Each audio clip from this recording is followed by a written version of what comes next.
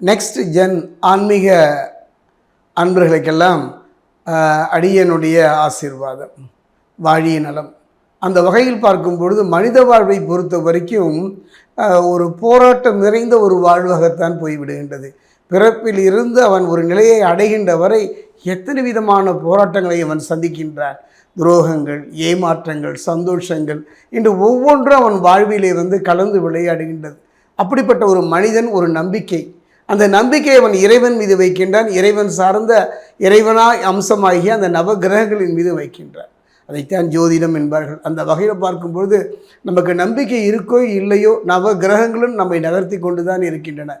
அந்த வகையில் பார்க்கும்பொழுது நவகிரகங்களை பொறுத்த வரைக்கும் பலம் வாய்ந்த கிரகம், பலம் குறைந்த கிரகம் என்றெல்லாம் இல்லை. நம்முடைய கர்மாவுக்கேற்ற பலனை அந்தந்த காலகட்டத்தில் அவை தந்து கொண்டு தான் இருக்கின்றன. அந்த வகையில் பார்க்கும் பொழுது கர்மாவினுடைய கர்த்தா என்று சொல்லக்கூடிய சனி பகவான். அதே நேரத்தில் பார்த்தீங்கன்னா குரு, ஒரு மனிதனுடைய வாழ்க்கையில் நல்ல மனைவி, நல்ல பிள்ளை, நல்ல தொழில், நல்ல வாழ்க்கை அமைய வேண்டுமானால் இவருடைய பார்வை தேவை. அந்த வகையில் பார்க்கும்பொழுது சொல்வார்கள், கிராமப்புறங்களிலே தாயோடு சுவையும், தந்தையோடு துணையும், மனைவியோடு மானமும், குருவோடு எல்லாமும் போய்விட்டது என்று சொல்வார்கள். ஆக ஒரு குரு ஒருவனே அனைத்தையும் திருப்பி தரக்கூடியவன். அந்த வகையில் பார்க்கும்போது குரு, ஜோதிட சாஸ்திரத்தில் குருவின் பார்வைக்கு அவ்வளவு சிறப்புங்க. அந்த வகையில் பார்க்கும்பொழுது சமீபத்தில் தான் நம்ம சனிப்பெயர்ச்சியை கடந்து நம்மை நோக்கி அது நகர்ந்து வந்து கொண்டே இருக்கின்றது.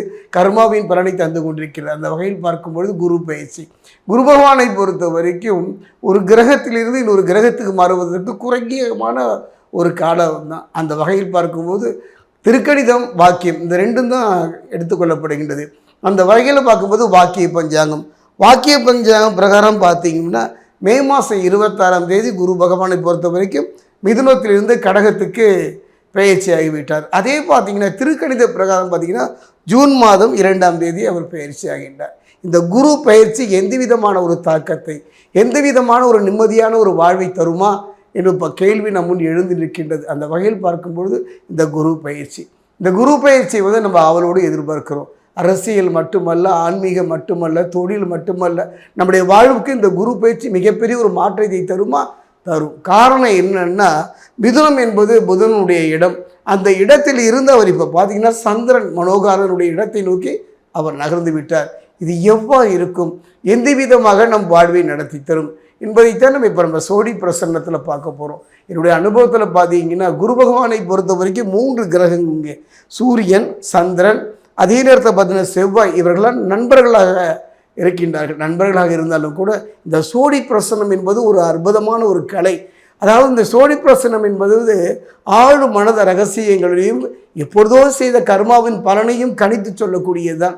அந்த வகையில் சனி பகவானுடைய நிலையையும் குரு பகவானுடைய நிலையையும் வைத்து இப்போ நான் சோழி பிரசனம் பார்க்க போகிறேன். 12 ராசி 27 நட்சத்திரத்துக்கு. அதே நேரம் ஜனன காலத்தில் குருவினுடைய அமைப்பு சரியாக அமர்ந்து விட்டால் அற்புதம். அவ்வாறு அமையவில்லை என்றால் சில மேடு பள்ளங்களை நாம் கடந்துதான் வர வேண்டும். அந்த வகையில் பார்க்கும் பொழுது இந்த குரு பகவானுடைய பார்வை அப்படின்னு எடுத்துக்கிட்டிங்கன்னா, குருவினுடைய பார்வை எடுத்துக்கிட்டா 5, 7, 9, இந்த 5, 7, 9 குருவின் பார்வை படுகின்ற இடம் அற்புதம்.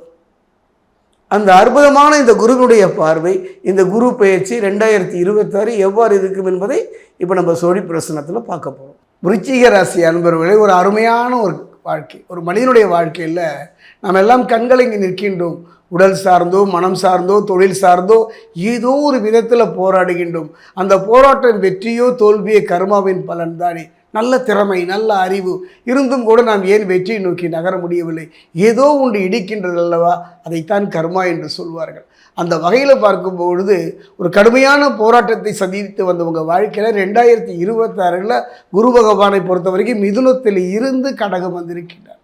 கடகம் அது யாருடைய இடம்னா மனோகாரகன் என்று சொல்லக்கூடிய சந்திரனுடைய இடம். அந்த இடத்துல அவர் பலம் பெறுகின்றார். அவர் பலம் பெற்று அவர் பார்க்கின்றார். யாரை? அவருடைய பார்வை என்னன்னு பார்த்தீங்கன்னா 5, 7, 9 5ஆம் பார்வையாக உங்களைத்தானே பார்க்கின்றார். விருச்சிகைத்தானே பார்க்கின்றார். பட்ட மனம் தளிர்க்கும், இழந்ததை திரும்ப பெறக்கூடிய ஒரு அருமையான சந்தர்ப்பம். எத்தனையோ துன்பங்களும் துயரங்களும் உங்களை துரத்திய பொழுது கூட கலங்காமல் போராடிய உங்களுக்கான அந்த வெற்றி கனியை பறிக்கின்ற ஒரு காலகட்டம். குடும்பத்தில் நிலவிய குழப்பமான சூழ்நிலை மாறும். கணவன் மனைவிக்குள்ள கருத்து வேறுபாடுகள் மாறும். பிள்ளைகள் உங்களை புரிந்து கொள்கின்ற ஒரு காலகட்டம், நீங்கள் பிறரை புரிந்து கொண்டுகின்ற காலகம் போய் பிறர் உங்களை புரிந்து கொள்கின்ற ஒரு நல்ல சந்தர்ப்ப சூழ்நிலை இந்த காலத்தில் அமையும். என்னுடைய அனுபவத்தில் குருவினுடைய பார்வைக்கு அத்தனையும் உண்டுங்க. அதே நேரம் சனி பகவானை பொறுத்த வரைக்கும் எந்த விதமான வாய்ப்பு இல்லை. அதே நேரம் அது இந்த இடம்னு பார்த்தீங்கன்னா அந்த இடம் யாருடைய இடம்னா ஆயுள் ஸ்தானம்னு சொல்லுவாங்க. அதாவது நித்தம் கண்டம். ஆயுள் ஸ்தானம்னா என்னை பொறுத்த வரைக்கும் உடல் ரீதி இல்லை, மன ரீதியாக நித்திய கண்டம் பூரண ஆயுசுன்னு சொல்வாங்க. தினம் செத்து பிழைத்து தொழிலில் வாழ்க்கையில் போராடிய உங்களுக்கெல்லாம் இந்த குருவினுடைய 5ஆம் பார்வை நல்ல மாற்றம், ஒரு நல்ல முன்னேற்றம், தொழிலில் வாழ்க்கையில் அந்த இல்லறம் நல்லறமாக மாறுகின்ற அற்புதம். எதையெல்லாம் இழந்தீர்களோ, இழந்தது மண்ணாக இருந்தால் என்ன, பெண்ணாக இருந்தால் என்ன, பொண்ணாக இருந்தால் என்ன, இழந்த 3ஐயும் பெறக்கூடிய ஒரு அருமையான தருணம். அதே நேரத்தில் மிகவும் கவனமாக இருங்கள். திண்ணை எப்போ காலியாகும் என்பதைப் போல பகைவர்கள், அதாவது சத்துருக்கள் என்று சொல்லக்கூடியவர்கள் உங்களை தொடர்ந்து வந்து கொண்டுதான் இருக்கின்றார்கள். அதற்கு காரணம் ராகுதான். அந்த வகையில் பார்க்கும் பொழுது செவ்வாயும் துணை இருப்பதனால மனை வாங்குவதற்கும் வாங்கிய மனையை கட்டி முடிப்பதற்கும் புதிய இடம் குடிபோவதற்கும் அற்புதமான ஒரு மாற்றத்தை தரக்கூடிய அற்புதம் என்று தான் சொல்லுவேன். ஒரு குரு அவருடைய பார்வை மீது நம் மீது பட்டு விட்டாலே போதுங்க. அந்த வகையில் பார்க்கும் பொழுது இந்த காலகட்டத்தில் குருவினுடைய 5ஆம் பார்வை பெறக்கூடிய ஒரு அற்புதமான ஒரு தருணம்.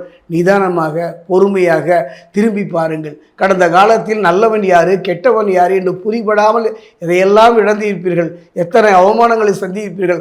அதிலிருந்து உங்களை மீட்டு தரக்கூடிய ஒரு அருமையான தருணம் இந்த தருணம். இனி இழப்பதற்கு என்ன இருக்கின்றது? இனி வாழ்க்கையில் தன்னம்பிக்கையும் தைரியமும் தானே. அதாவது ஒரு அனாதை போன்ற ஒரு நிலை வாழ்ந்த உங்கள் வாழ்க்கையில் குரு பகவானுடைய அற்புதமான ஒரு காலகட்டம். சனி பகவானின் எந்த பாதிப்பும் இல்லை, ஆனால் எந்த விதமான நற்பலனும் சனி பகவான் தரவில்லையே. காரணம் நல்ல தசாபுக்தியும் இறையருளும் குருவருளும் சேர வேண்டும். 3 பலம் என்று சொல்லுவேன். தேக பலம், தெய்வ பலம், மனோபலம் என்று சொல்லக்கூடிய 3 பலத்தையும் பெறக்கூடிய ஒரு அற்புதமான ஒரு காலகட்டம்.